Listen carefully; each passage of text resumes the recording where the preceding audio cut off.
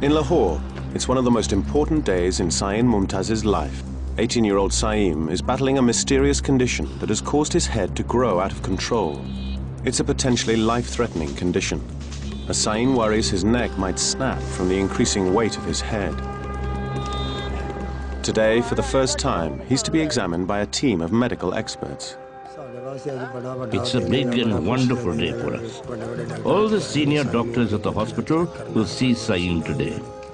They will examine him with their big machines. God will guide us today. Dr. Kirk is a clinical geneticist from the Sydney Children's Hospital. He's arranged a series of tests to be conducted by the local medical team. First, we will do X-ray cervical spine in standing position. So we are going to move him here. Saeem's first test is a series of X-rays to investigate the abnormalities around his spine. This is the first time that we'll have a chance to see inside, and it'll tell us something about the state of the bones, something about the degree of curvature of his spine, and whether there are bony abnormalities underlying that we can see. The initial X-rays reveal that the large bump on Saeem's back is not a mass of bone affecting the spine. It's the spine itself.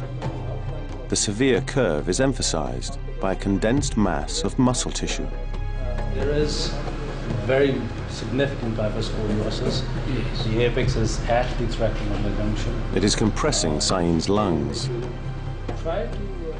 He's also got a problem with his breathing because of the scoliosis, which I guess constricts his chest and makes it less freely movable than the chest ought to be. A CT scan uses X-rays to produce a three-dimensional reconstruction that will clearly show how the growths on Saeem's skull have developed. Yeah, that is very much how he looks. On the surface, Saeem resembles someone with Proteus syndrome, the same condition as Joseph Merrick, also known as the Elephant Man. But it's when the skin is stripped away by the scan that the difference becomes clear. This is abnormal bone that's grown over the top.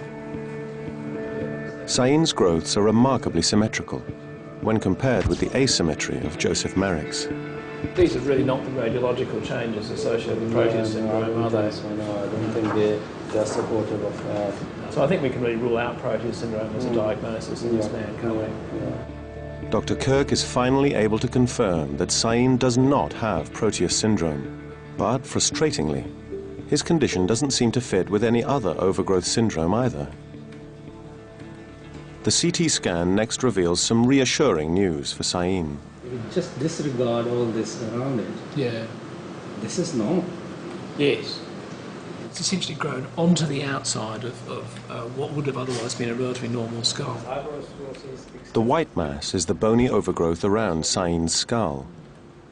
The black inside shows there is no abnormal growth within the skull, which means there is no current risk of brain damage.